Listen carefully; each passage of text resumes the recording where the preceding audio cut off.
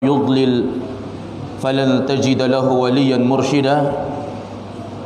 أشهد أن لا إله إلا الله وحده لا شريك له وأشهد أن محمدا عبده ورسوله. اللهم فصل وسلم وبارك وزد وأنعم على سيدنا ومولانا وحبيبنا محمد وعلى آله وأصحابه ومن سار على نهجه واكتفى بأثره إلى يوم القيامة. أما بعد، قال ربنا جل وعلا في كتابه الكريم وهو أصدق القائلين: يا أيها الذين آمنوا اتقوا الله ولتنظر نفس ما قدمت لغد واتقوا الله إن الله خبير بما تعملون.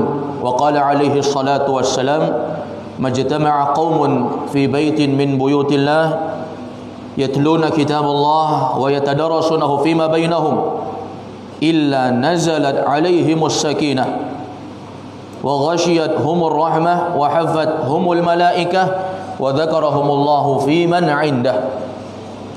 Alhamdulillah alladzi bi ni'matihi tatimmu shalihat. Segala puji milik Allah yang telah memberikan kepada kita berbagai macam kebaikan, sehingga dengan nikmat-nikmat dari Allah terselenggarakan seluruh amal-amal kebajikan yang kita lakukan.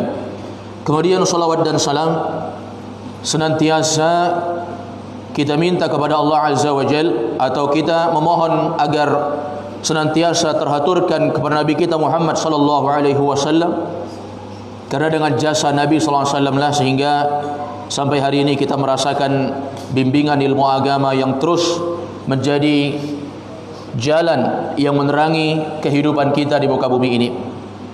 Ma'asyiral muslimin wal muslimat, a'azzakumullah.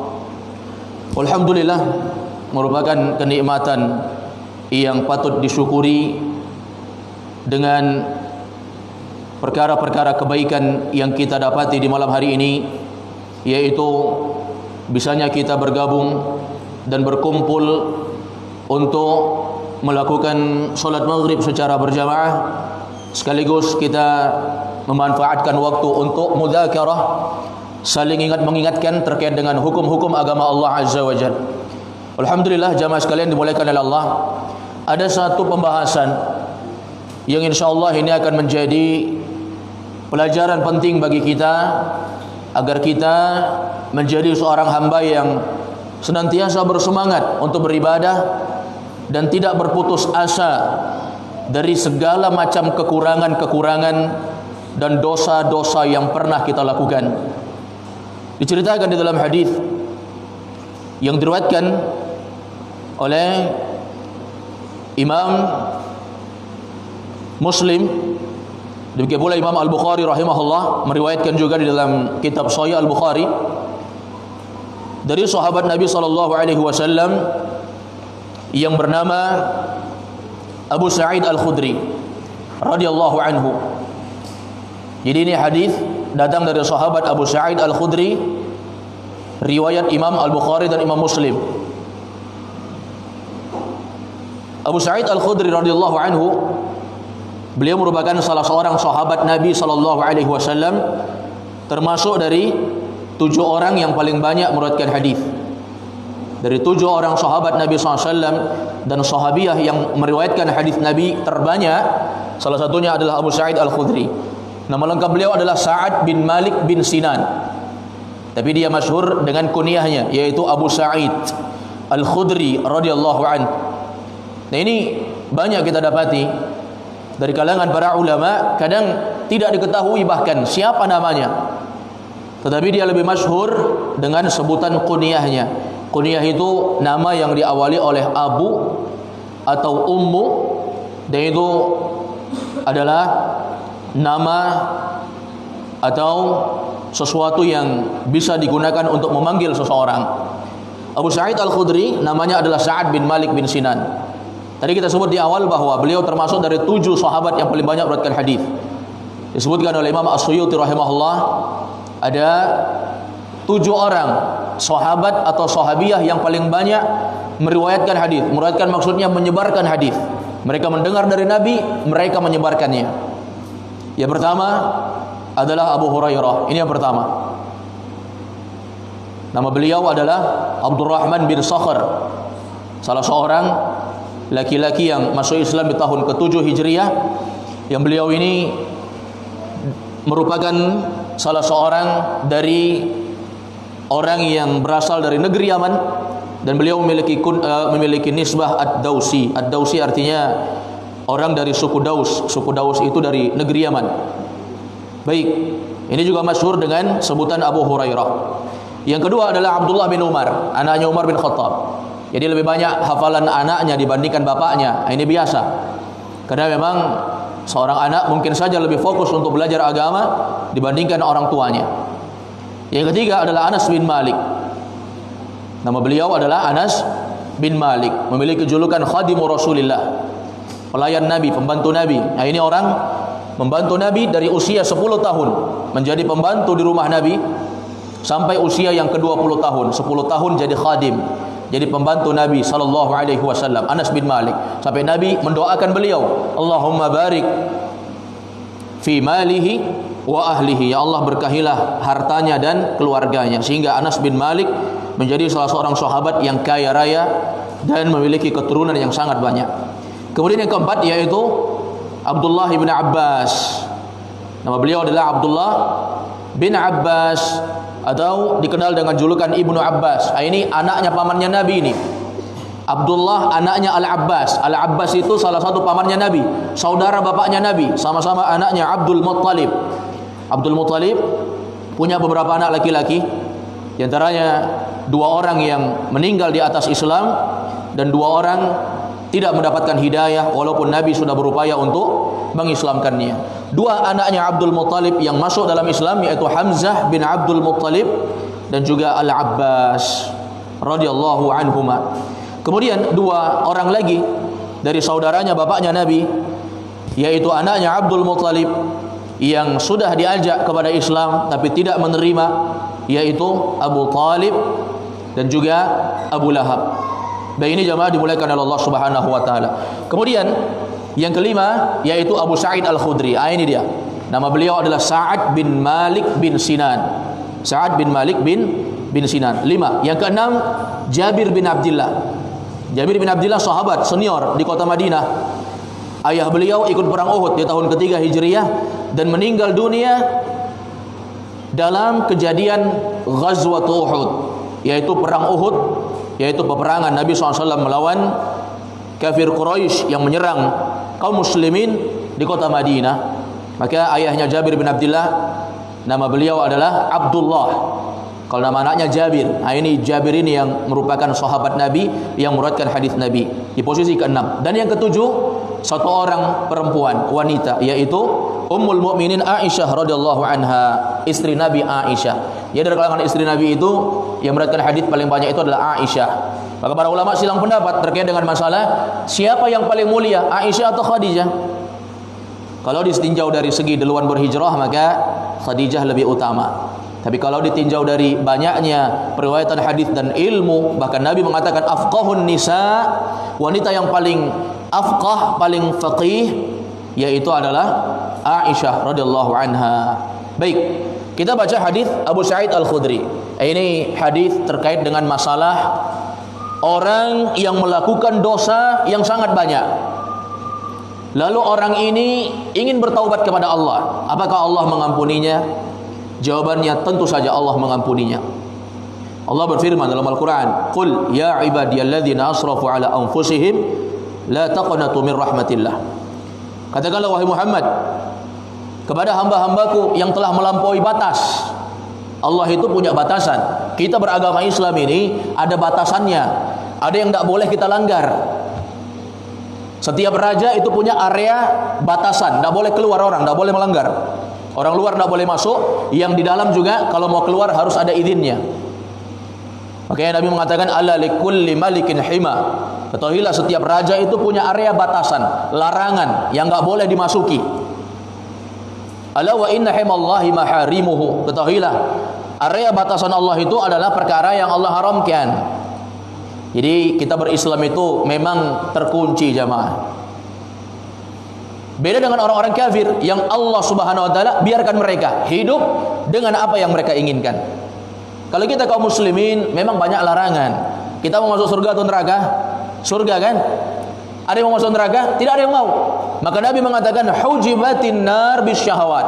Mau masuk neraka, neraka itu dikelilingi dengan hal-hal yang kita suka. Mencuri enak, dapat duit cepat ya.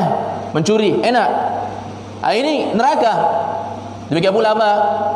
Menzalimi orang enak ya, menindas orang yang lemah, menzalimi orang yang tidak memiliki daya dan upaya untuk melawan kita, ini enak. Tapi ini yang mengitari neraka. Wa hujibatil jannah bil makarih. Nabi katakan surga itu dikelilingi dengan hal yang tidak disenangi. Salat itu susah. Salat subuh terutama. Enak-enak kita tidur, cuaca dingin misalnya. Kita nggak suka untuk bangun, enakan tidur ya, tapi kita harus melawan itu.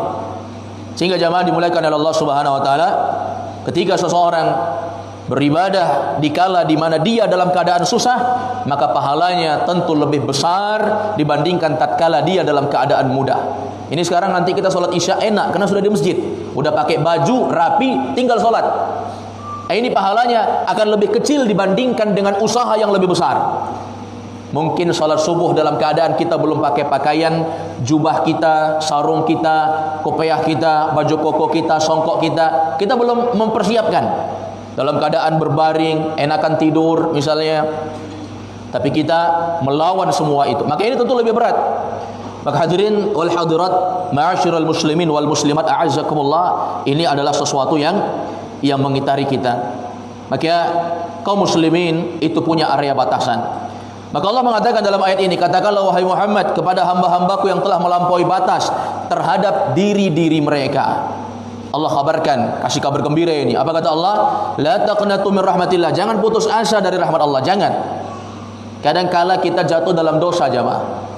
Tapi itulah hikmahnya Allah Azza wa Jalla Maha merahmati hambanya. Jatuh dalam dosa, ada amalan yang muncul, yaitu taubat, al-inabah, kembali kepada Allah. Dan ini sesuatu yang sangat mulia tentu saja. Maka taubat itu adalah solusi. Maka Nabi SAW bersabda dalam hadis. Kata Nabi SAW, kullu bani Adam khata. Setiap anak cucu Adam itu pasti bersalah. Datang dengan bentuk siyaghul mubalaghah, dalam bentuk yang menunjukkan sifat yang sangat berlebihan, khata.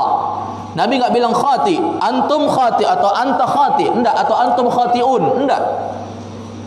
Nabi SAW mengatakan kullu bani Adam, lafadznya khatta biwazni fa'al, dengan pola fa'al. Apa artinya itu? Itu artinya bukan kesalahan biasa, tapi dia melakukan kesalahan-kesalahan yang terus terulang dan pasti akan terus berulang.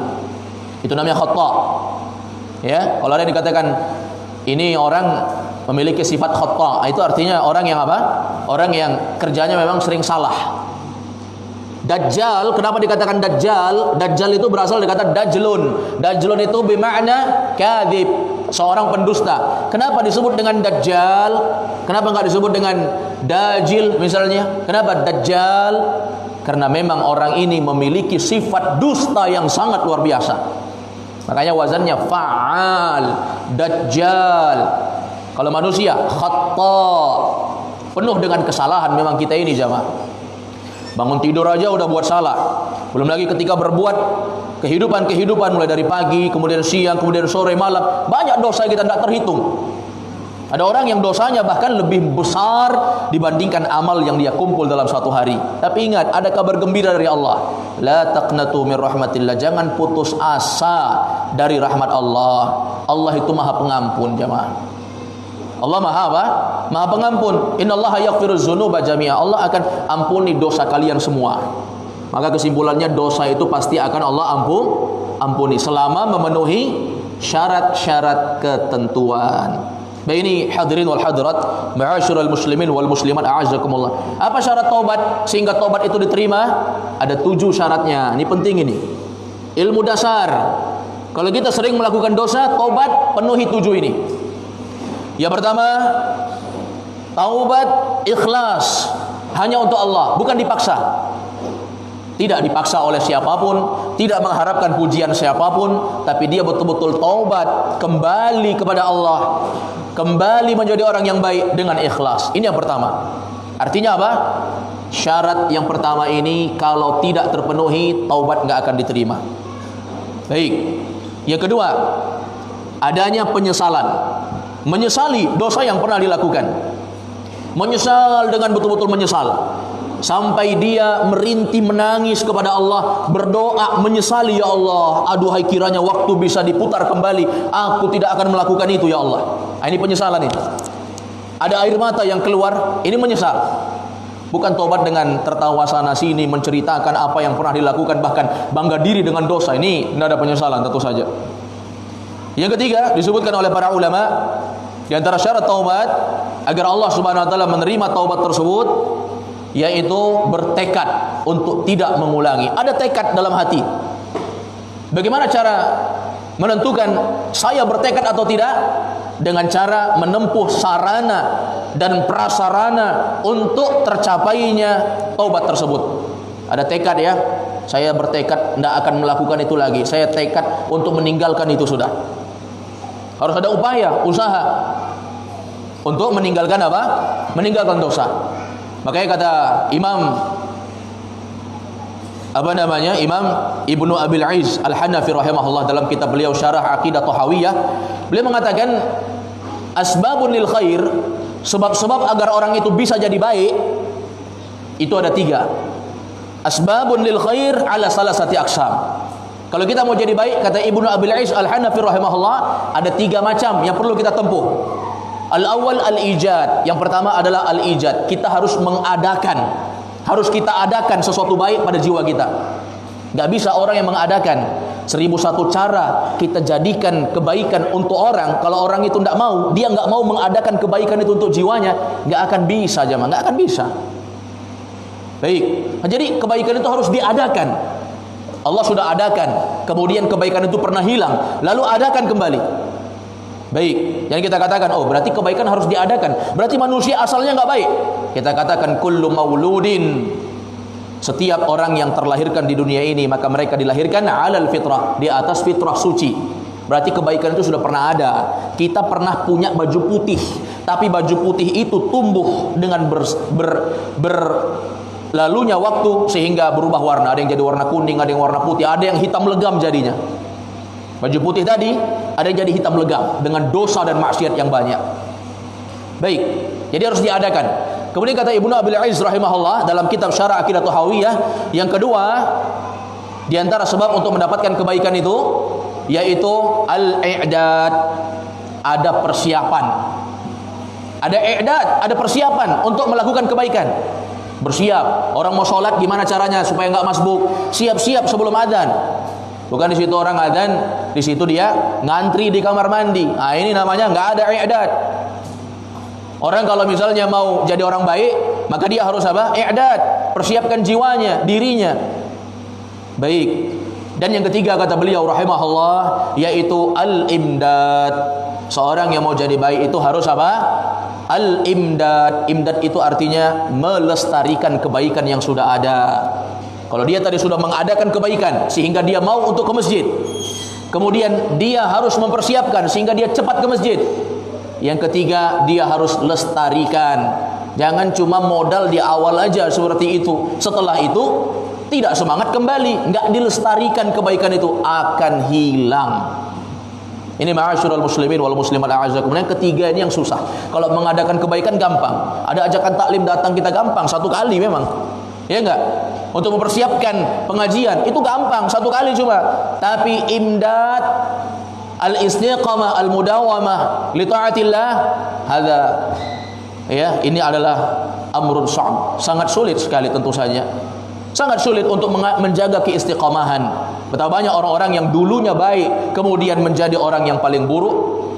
Inilah pentingnya syarat yang ketiga ini. Ada tekad untuk betul-betul apa? Tidak kembali kepada dosa yang pernah kita lakukan.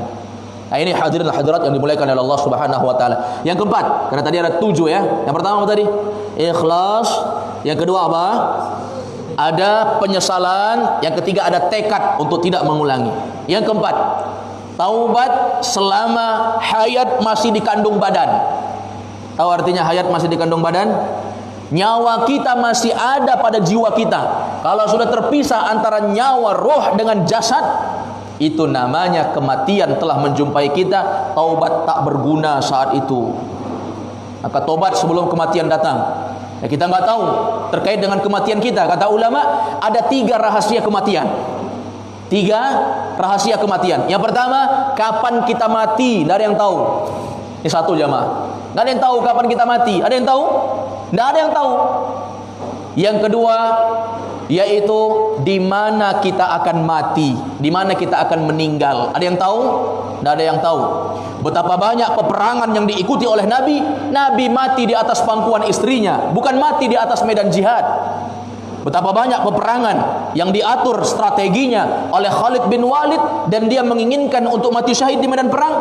Nyatanya dia mati di atas ranjangnya, enggak mati syahid. Ini jemaah dimuliakan oleh Allah, enggak ada yang tahu kita di mana kita meninggal. Apakah kita meninggal di tempat yang baik atau kita meninggal di tempat yang buruk? Na'udzubillahi min dzalik, nasallallahu salamata wal afiyah. Kemudian yang ketiga, yaitu bagaimana caranya kita mati. Enggak ada yang tahu. Kapan, di mana, bagaimana? Bagaimana caranya kita meninggal? Enggak ada yang tahu jemaah. Apakah kita meninggal dengan su'ul khatimah, kematian yang buruk, na'udzubillahi min dzalik, atau mati di atas husnul khatimah, kematian yang baik. Kalau tadi kematian yang buruk, su'ul khatimah, ini husnul khatimah yang kita minta kepada Allah. Doanya diajarkan Nabi, Allahumma inni as'aluka husnul khatimah. Ya Allah, aku minta kepadamu husnul khatimah. Ini syarat yang keempat. Syarat yang kelima, dia taubat selama matahari masih terbit pada tempat asalnya. Kalau matahari ini sudah terbit dari tempat tenggelamnya, itu sudah kiamat namanya itu. Sudah enggak diterima taubat. Allah tidak butuh lagi taubat hamba pada masa itu. Dan syarat yang keenam, di antara syarat taubat yang dijelaskan oleh para ulama, seorang yang berdosa itu taubat dengan tidak perlu menceritakan dosa yang pernah dia lakukan kepada orang lain. Enggak usahlah pamer kita sama dosa kita. Oh, dulu saya ini orang yang betul-betul memiliki nyali yang kuat. Sampai ada orang pernah cerita, usia saya sangat sedikit, lebih banyak orang yang saya bunuh daripada usia saya, katanya. Luar biasa ini orang. Kalau dia umurnya 40 tahun, dia bilang lebih banyak orang yang dia bunuh daripada usia dia. Bagaimana berarti ini? Mungkin kita takut ya berteman. Kamu siapa? Saya ini pembunuh 40 orang misalnya. Bagaimana? Satu orang aja udah ngeri kita. Tidak ada lagi mau berkawan sama dia. Apalagi apa? Ditahu bahwa orang ini adalah orang yang kerjanya membunuh. Na'udzubillah. Maka kita takut. Enggak perlu untuk bangga dengan dosa kita. Maka syarat keenam, enggak usah ceritakan. Orang taubat itu jamaah, dosanya telah Allah kubur kalau dia taubat nasuha. At-taibu minadz-dzambi kama la dzambalah. Kata Nabi SAW, orang taubat dari satu dosa seakan-akan dia tidak punya dosa. Jadi jangan pamer kita. Ya. Ganteng wajah kita, cantik wajah kita, pamer dengan orang. Oh, dulu saya itu semua orang suka sama saya. Cerita, pacar saya banyak misalnya. Nggak usah pamer dengan itu. Ya, itu dosa itu. Ada lagi yang pamer, oh dulu saya orang kaya karena saya kerjanya mencuri, begal orang. Nggak usah cerita. Allah sudah kubur itu. Kenapa dibongkar lagi? Kalau luka sudah kering, jangan dikupas lagi jemaah. Apa yang terjadi kalau dikupas? Keluar lagi darahnya. Ya, maka ini adalah syarat yang keenam. Dan syarat yang ketujuh, ini bukan sekedar antara antum dengan Allah, bukan antara kita dengan Allah saja, tapi juga terikat dengan makhluk. Yaitu apa? Kalau kita pernah menzolimi orang, pernah menggibahi orang, menghancurkan kehormatan orang, memfitnah orang, menyakiti hati seseorang, minta maaf, minta ridhonya. Sehingga antum taubat dengan Allah enggak cukup. Butuh namanya apa? Islah bainan nas, yaitu perbaiki hubungan dengan orang. Mau bagaimanapun kita pernah salah sama dia, minta maaf. Ini yang berat ini. Banyak orang gengsi kan? Dia menganggap bahwa oh ini antara saya dengan Allah, bainana wa bainallah. Padahal apa? Itu antara dia dengan manusia. Allah tidak akan meridai itu kecuali apa? Kecuali hamba ini telah meridai. Nah ini syarat diterimanya taubat. Baik, ada satu kisah dalam hadis Abu Sa'id Al-Khudri radhiyallahu anhu, dari hadis yang diriwayatkan Imam Al-Bukhari dan Muslim. Nabi SAW pernah cerita di tengah-tengah sahabat. Ya, kayak keadaan kita inilah ngumpul-ngumpul ya. Nabi cerita terkait dengan kisah umat terdahulu, dari kisah Israiliyat, dari kisah orang-orang terdahulu. Kata Nabi SAW, kana fi man kana qablakum rajulun qatala tis'atan wa tis'ina nafsa. Dulu sebelum masa kalian ini, kata Nabi, maksudnya apa? Pada zaman dahulu sebelum masa kita sekarang ini, ada seorang rajul. Rajul itu apa rajul? Rajulun, apa artinya rajulun? Laki-laki, laki-laki dewasa. Apa bedanya rajulun dengan waladun? Kalau waladun, anak kecil, dia fahmul khitab, faham apa yang dibilang orang, tapi tidak seperti rajul yang kekuatan pemahamannya lebih kuat dan tindak tanduknya tentu lebih besar. Ada seorang laki-laki, kata Nabi, qatala tis'atan wa tis'ina nafsan. Dia telah membunuh 99 orang, jamaah. 99 orang dia bunuh, dia hilangkan, dia lenyapkan nyawanya. Luar biasa ini. Kalau kita datang dalam Islam, Al-Quran menyebut man qatala mu'minan wa man qatala mu'minan muta'ammidan fajaza'uhu jahannam khalidan fiha. Siapa yang membunuh satu jiwa ya dengan sengaja, jiwa mukmin dengan sengaja, maka dia kekal dalam neraka selama-lamanya. Kalau dia tidak bertaubat dan mati di atas dosa itu. Kalau dia taubat, tentu saja Allah mengampuni dengan kesungguhannya dalam bertaubat. Ini 99 jamaah. 99 itu bukan jumlah yang sedikit. Ya. Tapi dia ingin kebaikan, ingin taubat. Fasa'ala an a'lami ahli al-ard, maka dia bertanya kepada orang yang ada di kampungnya tentang keberadaan orang yang paling berilmu. Aku mau tobat, aku mau jadi baik. Tadi kata Ibnu Abil Is Al-Hanafi, syarat untuk dapat kebaikan ada berapa? 3. Ada ijad, ada i'dad, ada imdad. Dia sudah penuhi syarat pertama, ijad. Dia mengadakan kebaikan itu untuk dirinya. Bagaimana caranya? Menempuh sebab. Dia tempuh sebab. Nanya sama penduduk kampung ya. Nanya dia, fasa'ala an a'lami ahli al-ard. Siapa ya orang yang paling berilmu di muka bumi ini? Saya mau datang, mau nanya tentang masalah yang dia rasakan saat itu. Dia mau nanya ini, kira-kira pembunuh 99 jiwa, ini dosa yang sangat besar, masih bisa enggak taubat diterima oleh Allah? Baik, ini ma'asyiral muslimin wal muslimat a'azzakumullah. Fadulla 'ala rahib, maka masyarakat menunjukkan dia tentang keberadaan seorang ahli ibadah. Rahib ini istilah ya, kalau kita artikan artinya pendeta. Karena memang di masa dahulu pendeta itu adalah orang yang ahli ibadah, tidak seperti pendeta zaman sekarang. Ahli ibadah artinya apa? Menjaga ibadahnya, betul-betul rajin, giat dalam ibadah. Maka hadirin wal hadirat, ma'asyiral muslimin wal muslimat a'azzakumullah, orang-orang nunjukin dia, pergilah kamu ke sana, kata dia. Di sana ada seorang ahli ibadah, tanya sama dia. Maka ma'asyiral muslimin a'azzakumullah wal muslimat rahimakumullah, faqal ya, fa'atah, dia langsung mendatanginya. Dia mendatanginya. Ini namanya i'dad. Dia siapkan jiwanya pergi. Kemudian apa? Faqal, dia mulai bertanya. Dia tanya sama ahli ibadah ini, ya rahib, wahai ahli ibadah, innahu qatala tis'atan wa tis'ina nafsa. Innahu, coba lihat, memakai kalimat innahu, bukan inni.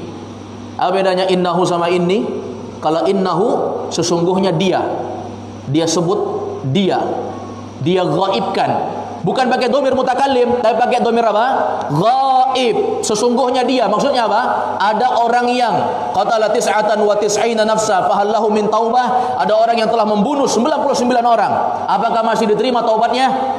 Dia enggak nyebut, wahai ahli ibadah, aku ini sudah membunuh 99 jiwa. Ada enggak dia sebut? Mungkin kalau dia sebut begitu, lari ahli ibadah. Yang enggak mau saya ini. Kenapa 99 orang kau bunuh masih datang sama saya? Jangan-jangan saya akan jadi yang ke-100. Takut orang.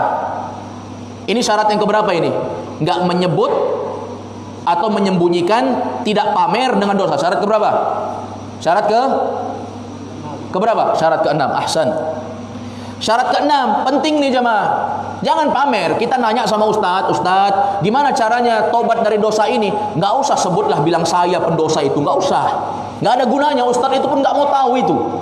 Nggak mau tahu Ustadz itu. Mau kamu, mau siapa, sama hukumnya dalam Islam, sama.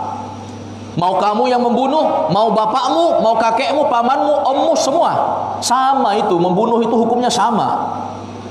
Maka kalau tidak diminta rincian-rincian, kita bicarakan secara global, tidak perlu untuk apa? Untuk ditafsil, untuk dirinci dengan rincian-rincian. Maka dia bilang innahu qatala tis'atan wa tis'ina nafsa fahal lahu min taubah. Ada orang yang telah membunuh 99 jiwa. Apakah masih ada taubat untuk dia? Faqala la. Kata seorang ahli ibadah ini, tidak ada. Dia hanya sebutkan 2 huruf satu kata. Lam tambah alif. La artinya tidak. Titik. Nggak ada tobat jamaah. Luar biasa ya. Jauhnya itu tempat untuk mencari orang yang alim sedunia. Begitu dapat, ditanyakan, jawabannya mengecewakan. Aduh, saya mau jadi baik, nggak bisa. Tena harapan, kata orang Makassar. Tena mau harapan, tidak ada harapan. Ya, gimana ya? Kita mau jadi baik, tapi masa nggak ada tobat? Masa nggak ada solusi untuk hidup kita ini? Hidup pendosa. Maka dia katakan, la, tidak. Mendengar jawaban itu jamaah, apa yang terjadi? Nabi ceritakan sama sahabat. Faqatalahu fakammala bihi mi'ata nafsin. Dia tebas leher orang itu dan dia genapkan pembunuhannya menjadi 100 jiwa. Maka dikenallah kisah ini dengan kisah pembunuh 100 jiwa. Tadi dia sebenarnya membunuhnya 99. Tapi disebabkan jawaban yang tidak menyenangkan hati, maka digenapkanlah jadi 100. Apa faedahnya? Apa faedahnya jamaah? Jangan berbicara tanpa ilmu. Berbicara tentang ilmu agama itu nggak usah buat yang baru, nggak usah. Kita kalau mau buat sama yang baru, akal kita ini kecil jamaah dibanding akal ulama zaman dahulu. Nggak ada apa-apanya kita. Kecerdasan kita hari ini kecerdasan muktasab, kecerdasan yang diusahakan. Kenapa ustadz hebat jadi imam? Karena ustadz berusaha menghafal. Kenapa ada ustadz yang bisa menghafal hadis? Berupaya untuk menghafal. Kenapa ada orang yang bisa hebat melakukan ini, melakukan itu, luar biasa? Dia berusaha untuk itu. Orang pandai ceramah itu bukan tiba-tiba pandai ceramah ya. Ya. Orang bisa saja mungkin dia pernah bicara sendiri depan cermin, bisa saja mungkin dia pernah melakukan hal-hal yang tidak sangka kita, ternyata itu adalah ajaran-ajaran yang membuat dia bisa untuk berceramah. Itu diusahakan namanya. Jadi dalam beragama ini nggak usah buat yang baru, nggak usah. Sudah banyak jutaan fatwa ulama, kalimat-kalimat, ikuti aja itu. Kita tinggal copy, paste, lakukan. Itu saja. Kita kalau mau buat yang baru susah jemaah. Yang ada aja udah capek kita. Yang ada saja kalau mau kita jaga, amal wajib mau kita jaga semua itu. Amal sunnah mau kita jaga, capek kita jemaah. Apalagi kita mau tambah-tambah lagi amal yang lain yang nggak disyariatkan. Bahkan mengatakan bahwa ini kan baik, ini kan baik, ini kan baik. Baik menurut kita, belum tentu baik menurut Allah. Sholat baik atau tidak? Baik. Kalau ada yang mau sholat maghrib 6 rakaat supaya 2 kali lipat, kira-kira baik atau tidak? Baik atau tidak? Tidak baik. Kok tidak baik? Kan sholat. Masa sholat pun kalian larang? Ah, ini ekstrim misalnya. Maka kita katakan belum tentu baik di mata kita, baik di mata Allah. Maka ini jemaah dimuliakan oleh Allah, jangan bicara sesuatu tanpa ilmu, jangan. Maka semua yang kita ucapkan adalah sesuatu yang memang sudah pernah diucapkan oleh para ulama. Makanya Imam Ahmad rahimahullah mengatakan apa? Iyyaka an tatakallama fil mas'alah wa laysa laka imam. Hati-hati engkau mengucapkan sesuatu masalah yang tidak ada satupun imam ulama zaman dahulu yang pernah berucap seperti itu. Karena kalau orang ucapin sesuatu yang enggak pernah diucapkan ulama, biasanya ajaib yang dia ucapkan. Ya enggak? Ditanya, Ustaz apa hukum ini Ustaz? Dia enggak tahu.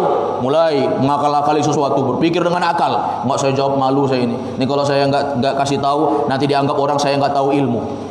Sehingga apa? Keluarlah ucapan-ucapan yang enggak pernah diucapkan oleh para ulama. Makanya kata seorang penyair, man takallama bighairi fannihi ata bil ajaib. Siapa yang berani berucap tentang sesuatu yang dia tidak ahlinya, tidak bidangnya, maka dia akan mendatangkan sesuatu yang ajaib. Petani kalau bicara tentang ilmu kedokteran padahal nggak paham ilmu kedokteran, ajaib yang dia keluarkan. Sama juga dokter berbicara tentang ilmu pertanian padahal nggak pernah menyentuh pertanian, maka yang keluar adalah sesuatu yang ajaib. Makanya banyak yang ajaib zaman sekarang. Kalau ada ustadz berfatwa seperti itu, ajaib. Ya, nggak pernah ada ulama yang berucap seperti itu. Ini hati-hati kita. Ini satu kebahayaan. Kalau zaman dulu di masanya pembunuh 99 jiwa gara-gara cuma bilang la. Ustadz sekarang banyak ngomongnya. Bikin statement di media sosial sampai videonya 5 menit 10 menit ya. Paling dibully orang paling parah. Oh ini sesat misalnya fatwanya, paling dibully orang. Diejek orang di media sosial, dibilang ustadz apa namanya? Ustadz karbitan lah, ustadz apalah dengan bahasa-bahasa yang tidak baik yang banyak. Coba lihat, di masanya pembunuh 99 jiwa. Dia nggak banyak omong. Ada orang yang membunuh 99 jiwa, apa ada tobat untuk dia? Tidak. Itu aja. Kalau bahasa kita 5 huruf, T-I-D-A-K. 5 huruf. Kalau bahasa Arab 2 huruf saja, lam sama alif, satu kata, la. Itu aja dia bilang. Enggak banyak omong dia, enggak bilang tidak, begini, enggak. Dia bilang apa? Tidak. Titik. Faqatalahu fakammala bihi mi'ata nafsin. Lalu dibunuhlah orang ini dan digenapkan menjadi 100. Tsumma sa'ala an a'lami ahli al-ard. Dia enggak puas karena ada rasa di hati kecilnya. Masa enggak ada solusi? Ini ijad, betul-betul dia wujudkan. Ijad itu mewujudkan. Pokoknya apapun cara, saya ini harus jadi baik. Tapi apa solusinya? Cari terus. Orang yang mau baik pasti dapat kebaikan. Banyak ya ulama-ulama zaman dahulu, mereka tidak mengenal sunnah. Syekh Muhammad bin Jamil Zainu rahimahullah, ulama masyhur. Beliau meninggal dunia di tahun 2010. Ulama besar Makkah. Ya, salah seorang ulama yang berasal dari Suriah, lalu pergi haji di musim haji, berkenalan dengan Fadilatul Syekh Al-Allamah Abdul Aziz bin Abdullah bin Baz, mufti kerajaan Saudi yang pertama, ketua lajnah daimah yang pertama. Meninggal beliau digantikan Syekh Abdul Aziz Al-Syekh, meninggal juga rahimahullah. Ya. Kemudian mufti Saudi Arabia sekarang adalah Fadilatul Syekh Profesor Dr. Shalih bin Fauzan Al-Fauzan hafizahullah taala. Baik. Coba lihat Syekh Muhammad bin Jamil Zainu rahimahullah. Antum kalau mau baca bagaimana biografi beliau dalam belajar, beliau itu hampir mengikuti banyak sekali firqah dalam Islam. Ya. Pernah dia ada judul bukunya Kuntu fi Tariqah Naksabandiyah, ya. Dulu aku pernah ngikutin tarikat Naksabandiyah, ya. Dulu dia pernah jadi jamaah tabligh, tapi dia mau melakukan kebaikan, tapi kok nggak cocok masuk jamaah tabligh, nggak cocok juga masuk ke aliran-aliran tarekat, nggak cocok juga, kok begini, nggak masuk akal ini amalannya. Secara akal itu bukan dalil, nggak cocok sama dia. Dia tinggalkan, cari terus kebenaran. Pokoknya yang mana kebenaran, yang kebenaran. Akhirnya apa? Allah tunjuki dia. Orang kalau mau jadi baik, ada ijad, ada apa? Ada sesuatu yang ingin dia wujudkan, pasti Allah akan tolong itu. In tansurullaha yansurkum wa yutsabbit aqdamakum. Kalau kalian tolong agama Allah, pasti Allah akan tolong kalian. Allah akan kokohkan pijakan kalian. Istiqamah. Baik. Maka jemaah dimulaikan oleh Allah, fadulla ala rajulin alim. Dia nanya lagi sama orangnya, siapa orang yang paling berilmu? Aku nanya lagi. Ya. Maka akhirnya masyarakat di kampungnya bilang, coba kamu pergi ke sana. Ditunjukilah dia rumah seorang alim. Beda rahib, beda alim. Kalau rahib itu cuma ahli ibadah. Ahli ibadah belum tentu berilmu. Tapi yang kedua ini dia datangi adalah alim, orang yang berilmu, betul-betul berilmu. Alim jamaknya ulama. Kalau satu orang alim, ya, telah datang alim dari Arab Saudi. Jangan bilang ulama kalau cuma satu, karena ulama itu apa? Adalah jamak dari kata alim. Dia bentuk ucapan yang menunjukkan banyak. Baik, maka jemaah dimuliakan oleh Allah Subhanahu wa taala, bertanyalah orang ini dengan pertanyaan yang sama. Enggak ada bedanya, sama. Hanya bedanya tadi dia bilang ada orang yang membunuh 99 jiwa, apakah masih ada tobat? Kalau sekarang dia bilang ada orang yang membunuh 100 jiwa, apa masih ada tobat untuk dia? Dia hanya bedakan angka saja. Karena memang sudah genap 100. Dia enggak berbohong, ya. Maka dia katakan dengan pertanyaan yang lafadznya sama, innahu qatala mi'ata nafsin fahal lahu min taubah. Ada orang yang membunuh 100 jiwa, apakah masih ada tobat untuk dia? Maka ma'asyiral muslimin wal muslimat a'azzakumullah, kata seorang alim ini, dia jawab dengan ilmunya, dia katakan na'am. Apa artinya na'am? Tentu saja, iya, na'am. Ya. Bahkan orang ini heran, ya, alim ini heran, kok bisa nanya begini ini orang? Apa kata dia? Wa may yahulu bainahu wa bainat taubah. Wa may yahulu bainahu wa bainat taubah. Memangnya apa? Apa yang menghalangi kalau dia mau taubat? Ini orang justru heran. Alim ini heran. Kok bisa nanya begitu? Orang mau taubat ya taubat, pasti Allah terima. Kenapa nanya begitu? Maka orang ini memberikan solusi, jamaah. Ini penting sekali pelajaran yang bisa kita petik, bahwa kalau ada orang yang minta kebaikan sama kita, minta nasihat, kasih nasihat. Kala-kala ada kalanya saudara kita itu lemah imannya, dia minta dikuatkan imannya, maka nasihati dia. Dan itu merupakan hakul muslim 'alal muslim. Di antara hak seorang muslim kepada muslim yang lainnya itu apa? Yaitu di antaranya apa? Wa idza, apabila dia meminta nasihat kepadamu, maka fansahlah, ya, kasih nasihat untuk dia, kasih nasihat. Maka dikasih nasihat, dikasih solusi. Ini pentingnya solusi. Ajaran Nabi Muhammad itu selalu ada solusi. Dalam Islam ini jamaah, kalau kita belajar banyak solusi. Banyak dari problem-problem hidup, banyak solusi kita. Dulu kita nggak tahu, ya, kalau misalnya sakit, ternyata nggak bisa sholat berdiri, bisa sholat duduk. Dulu sebelum mengenal agama, oh saya nggak bisa sholat berdiri. Berdiri itu kan merupakan apa? Merupakan syaratus sholat, syarat-syarat sholat harus terpenuhi. Ya, maka apa? Maka seorang itu harus berdiri sholat. maka dia katakan saya enggak mampu berdiri, sakit, ya udah enggak usah salat. Kalau sekarang kita sudah tahu bahwa kalau orang enggak mampu berdiri maka boleh duduk. Sebagaimana hadis sahabat yang bertanya kepada Nabi SAW, ya Rasulullah, kuntu ana bi bawazir, aku pernah kena penyakit ambeien ya Rasulullah. Ya, aku kena penyakit ambeien. Penyakit ambeien penyakit yang mengganggu bagian duburnya sehingga dia tidak bisa salat berdiri. Maka Nabi mengatakan apa? Shalli qa'imah, tetap salat berdiri. Fa illam tastati fa qa'ida. Kalau enggak mampu maka duduk. Fa illam yastati fa 'ala jambin. Kalau enggak mampu juga maka berbaringlah. Baik, kemudian jamaah dimuliakan oleh Allah, dikasih solusi sama orang ini. Ya. Mungkin dalam beberapa hal akhirnya orang ini mengakui bahwa orang yang membunuh jiwa itu adalah dia, mungkin karena dibutuhkan supaya ada solusi. Akhirnya diarahkanlah kepada seorang pembunuh 100 jiwa ini. Kata seorang alim ini, intalik ila ardi kadza wa kadza. Intalik bermakna idhab, pergilah ila ardi kadza wa kadza, ke sini, disebutkan negaranya, disebutkan tempatnya. Pergilah kamu ke tempat yang ini disebut. Fa inna biha unas ya'budunallaha fa'budillaha ma'ahum. Karena di sana ada orang yang kerjanya menyembah Allah, ikut ke sana ibadah sama mereka, sembah Allah. Diarahkan. Maka jemaah dimuliakan oleh Allah Subhanahu wa taala, kenapa diarahkan? Karena seorang alim ini bisa melihat bahwa orang yang bertanya ini memang dia melakukan pembunuhan itu di tempat yang memang mungkin saja di tempat itu orang-orang adalah orang-orang yang jauh dari agama Allah. Orang jauh dari agama Allah itu enggak kenal agama, sehingga membunuh itu sebagai sesuatu yang biasa. Maka disuruh pergi ke sini. Tapi enggak sebut negaranya, pergi ke Indonesia misalnya, enggak. Atau pergi ke Arab Saudi, enggak disebut negaranya, enggak ada gunanya. Tidak ada gunanya menetapkan suatu negara, enggak. Karena mungkin saja baik masa dahulu, di masa akan datang akan jadi buruk. Jadi enggak disebut Nabi. Pergilah ke Arab Saudi misalnya. Bisa saja Arab Saudi zaman dulu baik, Arab Saudi zaman sekarang mungkin dengan banyaknya orang-orang luar yang masuk sehingga membuat watak orang-orang di sana menjadi tidak baik. Nabi enggak sebut nama negara. Atau orang alim ini enggak sebut nama negara. Tapi dia hanya sebut sifat negara yang di sana banyak orang beribadah, kamu ikut. Artinya tinggalkan tempatmu, berarti tempatmu bukan tempat orang yang banyak ibadah, enggak nyembah Allah orang di sana. Melegalkan aksi haram, membunuh jiwa. Sehingga dia i'dad. Setelah i'dad, dia persiapkan. Dia siapkanlah jiwanya, dia siapkan barang-barangnya, dia kemas semuanya, dia tinggalkan. Inilah syariat berhijrah, intiqal min baladil ma'siyah ila baladit ta'ah. Pergi kita, tinggalkan negeri tempat kita itu banyak maksiat, pergi. Ini namanya i'dad. Orang kalau mau jadi baik itu tempuh sebab. Apa tempuh sebabnya? Putus segala perkara yang mengantarkan kita kepada yang haram.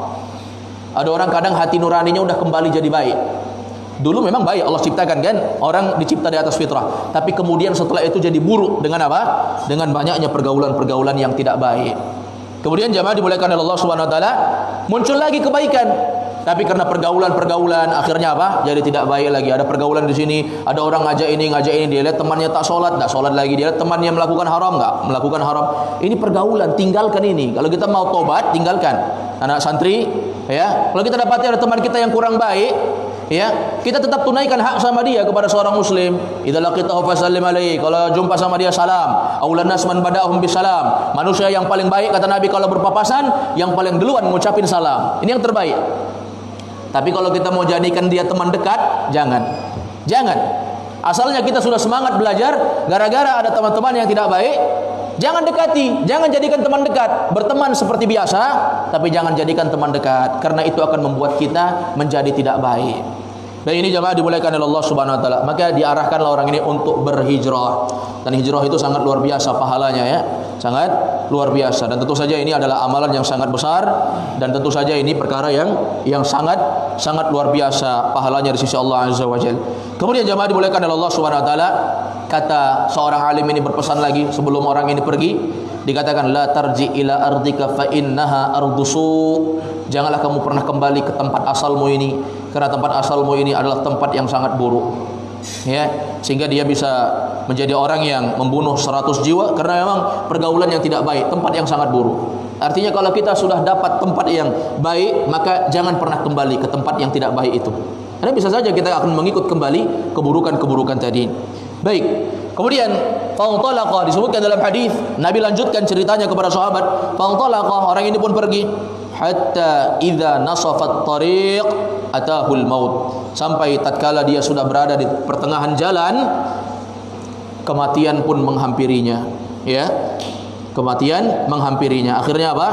Akhirnya di masa dia pergi menuju negeri kebaikan yang telah ditunjuki oleh seorang alim untuk pindah, maka kematian menjumpai dia. Maka Nabi SAW mengatakan, fakhtasamat fihi malaikatur rahmati wa malaikatul azab, faqalat malaikatur rahmah jaa taiban muqbilan biqalbihi ila Allah Ta'ala, wa qalat malaikatul azab innahu lam ya'mal khairan qattu fa'atahum malakun fi suratin adami faja'alahu bainahum ay hakama faqala qisu ma bainal ardain فإلى أيتهما كان أدنى فهو له فقاسوا فوجدوه أدنى إلى الأرض التي أراد فقبضته ملائكة الرحمة متفق عليه. Ini masih ada beberapa penjelasan. Sudah masuk waktu Isya? Sudah masuk? Belum?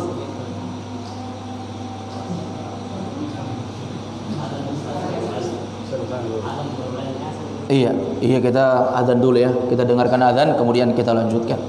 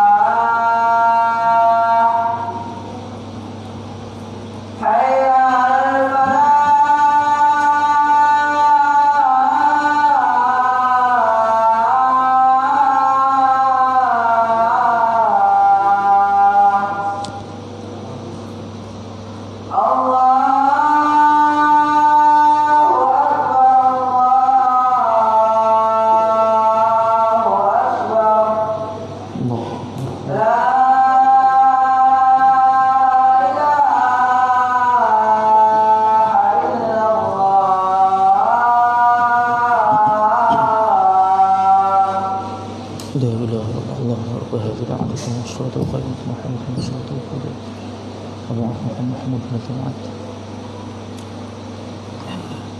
Alhamdulillah, salatu wassalamu ala rasulillah wa ba'd. Kita lanjutkan dari cerita yang diceritakan oleh Nabi kepada para sahabat dari kisah rajulun qatala mi'ata nafsin, seorang laki-laki yang membunuh 100 jiwa lalu ingin bertaubat. Maka tadi disampaikan bahwa laki-laki ini diarahkan untuk menuju tempat yang baik, negeri kebaikan. Lalu di pertengahan jalan untuk menuju kebaikan, hatta nasafa ila tariq, sampai dia di tengah jalan, atahul maut, dia dijumpai dengan kematian. Dijumpai dengan apa? Kematian. Maka disebutkan oleh Nabi, faqtasamat malaikatur rahmah wa malaikatul azab. Maka dua malaikat turun menghampiri jasad seorang pembunuh 100 jiwa ini. Faqtasamat, disebutkan bahwa malaikat ikhtasamat. Ikhtasamat itu artinya berdebat, ya, berdebat malaikat rahmat dan malaikat azab terkait dengan apakah ini mau dibawa ke surga atau mau dibawa ke neraka. Faqalat malaikatur rahmah, maka malaikat rahmat berkata, jaa taiba, orang ini sudah datang dengan tobat, muqbilan ilallah, dia menghadapkan hatinya untuk Allah. Tobat, ya, dia kan mau tobat ini, mau menuju negeri kebaikan. Maka disebutkan dua alasan oleh malaikat rahmat, jaa taiba muqbilan ilallah, orang ini mau tobat dan dia telah menghadapkan hatinya kepada Allah. Wa qalat malaikatul adzab, kata malaikat azab, lam ya'mal khairan qattu, benar, memang yang kamu bilang benar. Tapi apa argumentasi malaikat azab? Malaikat azab mengatakan lam ya'mal khairan qattu, dia belum melakukan apa-apa. Enak aja orang belum melakukan apa-apa mau masuk surga. Orang capek beramal belum tentu masuk surga. Ini belum melakukan apa-apa mau masuk surga. Maka itu argumentasi yang tidak bisa terbantahkan. Maka akhirnya Allah Azza wa Jalla mengutus malaikat yang ketiga untuk menengahi apa yang telah terjadi dari perdebatan malaikat rahmat dan azab. Maka ma'asyiral muslimin wal muslimat, a'azzakumullah, qisu ma bainal ardain. Kata malaikat yang ketiga ini, ukur saja di antara dua tempat ini, negeri keburukan dengan negeri kebaikan. Ukur. Kalau jaraknya menuju negeri kebaikan sudah dekat dan dia sudah jauh meninggalkan negeri keburukan, maka dia berhak untuk masuk di dalam surga, dicabut nyawanya oleh malaikat rahmat dan dia masuk dalam surga. Tapi kalau diukur ternyata jarak antara negeri keburukan dengan negeri kebaikan yang mau dia dapati atau mau dia pergi, ternyata jaraknya masih jauh, masih lebih dekat kepada negeri yang buruk tadi, maka dia berhak dicabut oleh malaikat azab. Maka terbantahkan, ya, bahwa memang ucapan lam ya'mal khairan qattu itu terbantahkan. Enggak melakukan amal apa-apa itu beramal, berhijrah itu beramal. Hijrah itu apa? Beramal, menuju kebaikan, adanya ijad, adanya apa? Adanya sesuatu yang diadakan untuk mendapatkan kebaikan, maka itu namanya amalan. Dan Allah tidak akan menyia-nyiakan amalan seorang mukmin. Wallahu la yudhi'u ajral muhsinin. Allah enggak akan sia-siakan pahala orang yang beriman, orang yang berbuat baik. Ya, maka kebaikan-kebaikan itu kecil bisa jadi besar, jemaah. Kadang di mata kita kecil kebaikan, tapi jadi besar kalau dengan niat yang ikhlas. Bagaimana ucapan masyhur dari Abdullah bin Mubarak, rubba amalin saghirin tukabbiruhan niyah. Ada amal yang kecil, tapi gara-gara niat yang ikhlas dia jadi besar. Nah, ini amalin saghir tukabbiruhan niyah. Wa rubba amalin kabir tusaghiruhan niyah. Ada amal yang kecil, ya, atau ada amal yang besar jadi kecil gara-gara niat yang tidak ikhlas. Maka orang ini menghadapkan wajahnya kepada Allah, kemudian dia bertaubat kepada Allah. Maka akhirnya ketika diukur, ternyata jarak dia ke negeri kebaikan sudah dekat dan negeri buruk yang dia tinggalkan itu sudah sangat jauh. Maka akhirnya nyawanya dicabut oleh malaikat rahmat dan dia pun masuk surga. Ini hadis masyhur, ya, dari hadis Abu Sa'id Al-Khudri, riwayat Imam Al-Bukhari dan Imam Muslim. Banyak faedah yang bisa dipetik dalam hadis ini. Yang pertama, luasnya ampunan Allah. Ini faedah pertama. Luas ampunan Allah ini jangan membuat kita menjadi orang yang sepele dengan dosa. Udah enggak apa-apa lah dosa aja, nanti taubat kita. Seperti apa? Perbuatan ikhwatu Yusuf, perbuatan saudara-saudaranya Nabi Yusuf. yang mereka apa? Mengatakan, ayo kita buang aja Yusuf ini. Ya, sebagian mereka mengatakan bunuh, tapi sebagian mengatakan jangan dibunuh, dibuang saja. Nanti kita tobat. Sampai bertahun-tahun mereka tidak tobat-tobat. Orang kalau melegalkan dosa, dosa itu akan menjadi penghalang dia untuk taubat. Jadi jangan pernah menghalalkan. Andai kata pun kita sudah jaga betul-betul jiwa kita, tapi qadarullah jatuh juga, tobat cepat. Jangan pernah ada anggapan, oh tobat aja nanti, pasti Allah ampuni itu. Allah kan maha rahmat, Allah kan maha memberi ampunan, Allah kan punya nama Al-Ghaffar, maha mengampuni. Maka ini namanya adalah bermain-main dalam beragama.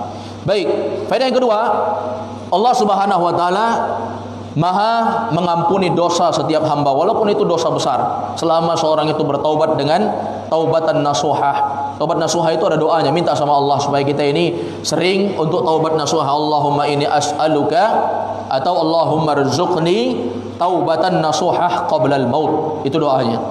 Ya Allah, aku meminta kepadamu, anugerahkanlah kepadaku ya Allah taubat nasuhah sebelum kematian itu datang. Yang ketiga, faedah yang bisa kita petik pelajaran dalam hadis ini, jangan membuat orang lain putus asa dari rahmat Allah. Jangan. Kalau ada orang mau jadi baik, kasih solusi. Kalau ada pendosa yang tobat, jangan justru diejek dosanya. Saya mau tobat ini dari maksiat, dulu saya pelaku riba, akhirnya saya jatuh miskin, sekarang terlilit hutang misalnya. Maka jangan kita caci maki, itulah kamu gara-gara riba itu mampus itu misalnya. Jangan. Itu bikin orang putus asa. Tadi asalnya mau tobat, gara-gara begitu responnya apa? Oh, udahlah kalau begini mending saya lanjut aja riba saya, kata dia. Ya kan? Akhirnya jadi putus asa orang. Jangan. Orang datang minta nasihat, kasih solusi yang terbaik. Tidak membuat dia putus asa dari rahmat Allah. Kemudian faedah yang disebutkan oleh para ulama, yaitu apa? Yaitu seorang yang membunuh jiwa, dalam Al-Quran disebutkan ya, wa may yaqtul mu'minan muta'ammidan fajazaohu jahannam. Siapa yang membunuh jiwa seorang mukmin muta'ammidan, dengan sengaja, fajazaohu jahannam, balasannya neraka jahannam, khalidan fiha, dia bisa kekal di dalam neraka tersebut selama tidak taubat. Itu satu jiwa. Bagaimana kalau banyak jiwa? Maka kita katakan bahwasanya para ulama telah menjelaskan bahwa orang yang membunuh itu dosanya bisa diterima selama dia betul-betul taubat dengan taubatan nasuha. Baik. Kemudian jemaah dimuliakan oleh Allah Subhanahu wa taala, faedah yang berikutnya, bahwa orang yang bertaubat hendaknya pergi meninggalkan tempat yang buruk. Kalau dia buruk gara-gara teman yang buruk, pergi tinggalkan teman-teman yang buruk. Kalau dia buruk gara-gara tempatnya memang buruk, maka tinggalkan tempat tersebut. Pergi. Inilah anjuran untuk berhijrah. Sebagaimana orang-orang yang ada di Mekah, maka Allah Subhanahu wa taala perintahkan mereka untuk berhijrah ke Madinah. Nabi SAW lahir di Mekah, tapi diperintahkan untuk meninggalkan kota Mekah dan berhijrah di kota Madinah. Kemudian jemaah dimuliakan oleh Allah Subhanahu wa taala, faedah yang berikutnya yaitu memperkuat taubat dengan berteman dengan orang-orang yang baik. Itu untuk memperkuat taubat. Kalau kita betul-betul mau jadi orang baik, mau melestarikan kebaikan, maka mesti menempuh sebab al-imdad.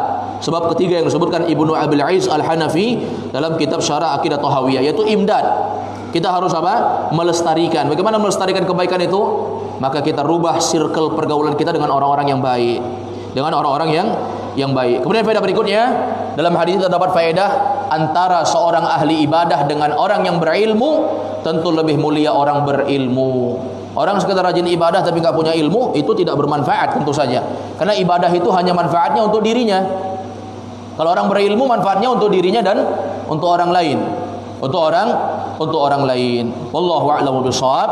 Ini dapat kita bahas di pertemuan singkat pertemuan hari ini. Hadanallahu wa iyyakum ajma'in. Wa sallallahu wa sallama ala nabiyina Muhammad wa ala alihi wa sahbihi wa sallam. Subhanakallahumma bihamdik, asyhadu an la ilaha illa anta astaghfiruka wa atubu ilaik. Wa akhiru da'wana alhamdulillahi rabbil alamin. Assalamualaikum warahmatullahi wabarakatuh.